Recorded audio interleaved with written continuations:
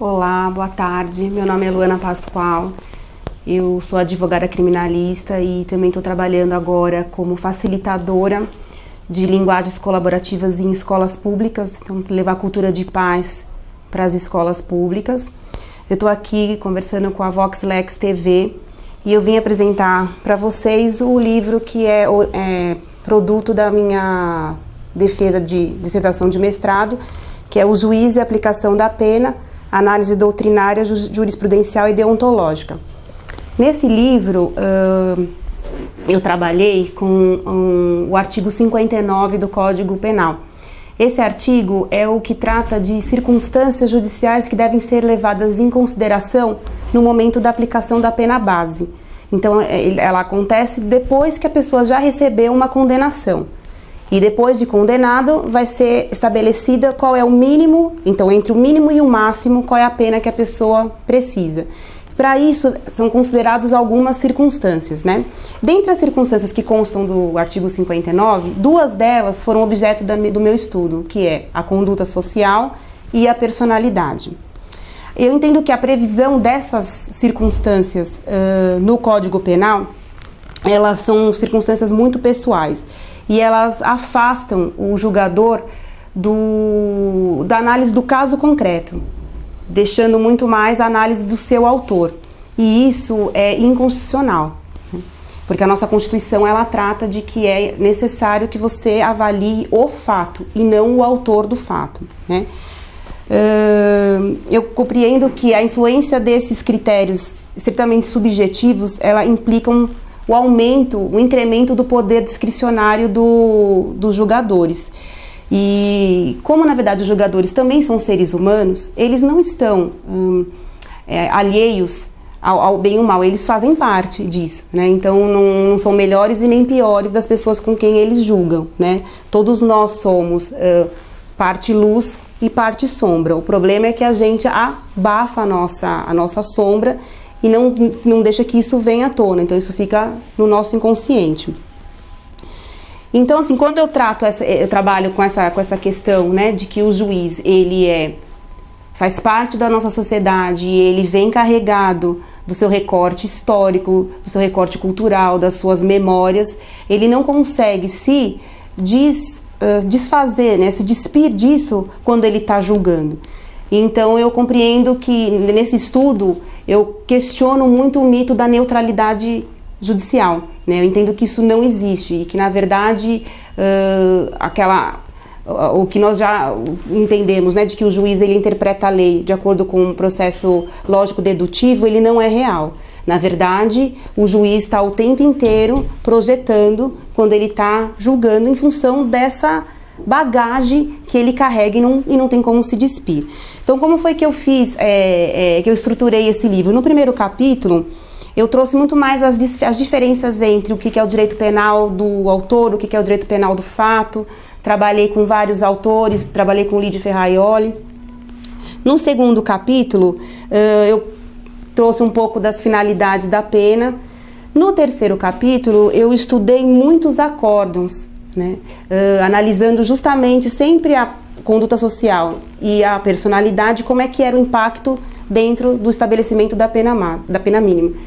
E o que eu verifiquei é que havia muita disparidade nos julgamentos, nos julgados, para casos similares, né? E eu observei que, inclusive, até para circunstâncias objetivas, para coisas que não há questionamento subjetivo, ainda assim havia muita disparidade nas sentenças, né? E o que eu atribuí a isso, né? Que é justamente por conta disso, por conta de que o julgamento é feito por um ser humano, é impossível que esse ser humano se destaque completamente do que ele é para fazer um julgamento o mais isento possível, né? E, na verdade, essa isenção, ela também não é algo que nós queremos, porque na medida em que você também se destaca completamente, deixa de ser um julgamento humano, né? Então, como que a gente poderia encontrar, né, a beleza mesmo do julgamento, na medida em que não deixa de ser por um humano, não somos um robô, mas também que o réu não seja simplesmente uma projeção de tudo que o juiz entende, né, que é o correto, para cima dele. Então a gente fez, eu estudei no terceiro capítulo muitos julgados E aí no quarto capítulo, eu verificando justamente essa disparidade entre várias sentenças sem nenhuma razão de ser, eu estudei no quarto capítulo a subjetividade dos juízes, né? Justamente para poder encontrar uma razão do porquê que acontecia essas disparidades. E o que eu verifiquei é que a vida toda nós fomos educados para desconsiderar as nossas próprias peculiaridades. Então, sempre observando fora. É uma cultura da competição, da separação. Então, nós estamos em busca de bons cargos, de profissões que nos tragam sucesso, que nos tragam segurança, uma boa remuneração, uma boa imagem. E com isso, nós começamos a nos descolar da nossa verdadeira vontade, da nossa verdadeira essência, né? Então a gente não está mesmo acostumada a olhar para a individualidade das pessoas. Muito pelo contrário, nós queremos uniformização, padronização. Aquele que sai um pouco do que a gente julga como normal é o que é o errado. Então eu entendi que era um verdadeiro contrassenso. Como que, no momento em que a pessoa mais precisa do Estado, que é o momento em que ela foi condenada e ela vai receber a sua reprimenda, como que pode ser justo ela ter considerado circunstâncias extremamente subjetivas e peculiares dela, quando a vida inteira isso não foi levado em consideração? Então, se ela não é levada em consideração para o bem, por que ela vai ser considerada para o mal, né? Então, isso foi um ponto que eu vi. Eu vi a educação nossa, ela nos comprometeu nesse sentido, né? Então, já fomos criados para olhar para fora, nunca para dentro. Então, foi um contrassenso que eu verifiquei. E na linha na continuação do estudo do capítulo 4, eu também verifiquei que, como não fomos educados para olhar para dentro e para olhar as nossas imperfeições, nós deixamos as nossas imperfeições muito, muito escondidas, né? Só que tudo aquilo que é escondido, em algum momento aparece, né? Então eu trabalhei também nesse capítulo, eu trouxe muitos aspectos da psicologia. Então o inconsciente, a sombra, as projeções, né? Isso para mostrar que somente uma pessoa que se conhece, ou pelo menos que se dispõe a se autoconhecer, é capaz de julgar os outros tendo consciência de que precisa afastar esses aspectos pessoais da projeção que ela coloca no próximo, né? Então, muitas vezes, os nossos julgadores, eles estão completamente cegos. Eles não têm eles não têm essa sensibilidade para entender que o que ele está julgando no outro pode ser muito bem uma projeção que é sua. Ele só vai conseguir isso na medida em que ele souber que ele é humano e que, por ser humano, possui dentro de si o mal e o bem. E que a maldade não está só simplesmente naquela pessoa que está na sua frente, né? Quando a gente é maduro o suficiente para entender que a maldade está aí dentro de todos nós, é um passo para que a gente consiga retirar um pouco essa influência subjetiva de cima do próximo. Aí, então, como na verdade eu sugiro o autoconhecimento como a única forma das pessoas poderem se cuidar e retirar do outro a carga que não é delas, mas sim do próprio julgador, eu entendo que a gente deve mexer no sistema jurídico brasileiro, na questão da parte da formação jurídica mesmo, né? Então eu sugeri alterações na faculdade mesmo, nas disciplinas de direito, através de muito mais disciplinas com interdisciplinariedade, então trabalhar com dinâmicas corporais, coisas que a gente sai um pouco da mente, do racional, porque o estudante de direito, ele é extremamente racional, então para trazer mais emoção, né, porque a sentença, ela é o sentir, né, e o sentir vem de emoção, então nós somos razão e emoção o tempo inteiro. Então, na verdade, a necessidade é a gente encontrar o equilíbrio entre a razão e a emoção, que hoje, né, dentro das disciplinas jurídicas, nós não encontramos, né?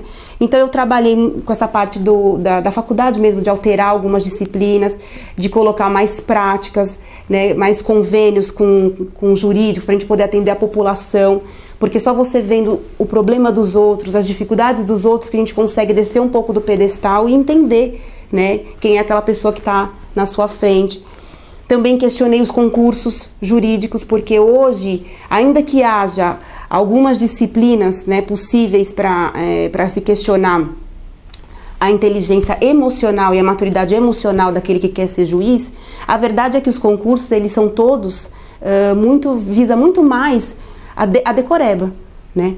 E hoje, assim, com os recursos que nós temos, não há necessidade de decorar a lei, né? Nós temos acesso, você pode encontrar leis do mundo inteiro de uma rapidez muito rápido. Então é muito mais importante que os juízes estejam muito mais preparados emocionalmente do que sejam legalistas. Mas os concursos, eles ainda hoje priorizam a questão do conhecimento, do quanto que você consegue memorizar, né? Então eu sugeri alterações. E ainda assim, após que haja essas alterações nos concursos, eu também entendo que hoje, do jeito que está, os juízes necessitam de um apoio, né, de projetos que possam acolher. Os juízes hoje, eles estão muito doentes, eles estão se suicidando, porque a carga e a pressão é muito grande. Então já há em alguns lugares desenvolvido um projeto de mentoring, que é um juiz mais novo, ele é acolhido por um juiz mais velho, uma pessoa que tem mais experiência, para poder ouvir mesmo os dilemas dele, né? Porque muitas vezes nós colocamos no juiz como se fossem os nossos heróis, né? São as pessoas que a gente espera que eles apliquem a lei, que eles tragam a justiça, mas são pessoas de carne e osso, são pessoas que têm suas histórias de vida, têm seus problemas, têm suas doenças, e precisam também desse acolhimento, né? Precisam também poder falar das suas dúvidas e não se colocar num lugar de Deus. Então é bem complicado certas profissões, certas carreiras que as pessoas endeusam muito, porque eles esquecem que são humanos. Então, assim, meu livro, no geral, ele trabalha muito com essa humanização da justiça, né? Trazer essa consciência de que nós somos humanos e somos falhos, então, por natureza, e que só a vontade de se autoconhecer é que pode, né, evitar danos. Você pode ter certeza de que você vai estar, pelo menos, observando que você não está querendo causar um dano maior ainda àquela pessoa que está na sua frente. Então é isso. O livro já tem 2 anos e a partir de então, como eu gosto muito de trabalhar com educação, depois que eu desenvolvi esse livro, que tem muito a ver com esse questionamento da nossa educação mesmo, eu comecei a participar de uma ONG que trabalha com cultura de paz e educação, né, de paz nas escolas. Então eu estou levando, né, esse aprendizado de linguagens colaborativas, uma nova forma da gente se comunicar, desenvolvendo melhor a escuta, né, porque nós estamos muito pouco acostumados a escutar de verdade, né, fazer empatia com o outro, se colocar no lugar do outro, né, então para tentar expandir mesmo, né, porque eu acredito que a nossa salvação mesmo são as crianças, né, então um trabalho de prevenção para que a gente não precise mesmo usar o direito penal ali, né, na sua última racha, quando já não tem mais o que fazer, você tem que aplicar a lei porque já houve um crime. Eu acho que trabalhar com as crianças, trabalhar com essa possibilidade deles falarem o que eles sentem, né, deles manifestarem o que eles são e da gente poder falar de si, né, comunicar sentimento, eu acho que isso lá na frente vai conseguir coibir infrações penais ou simplesmente discussões ou conflitos. Então hoje eu estou juntando um trabalho com o outro. Eu agradeço a oportunidade. Obrigada.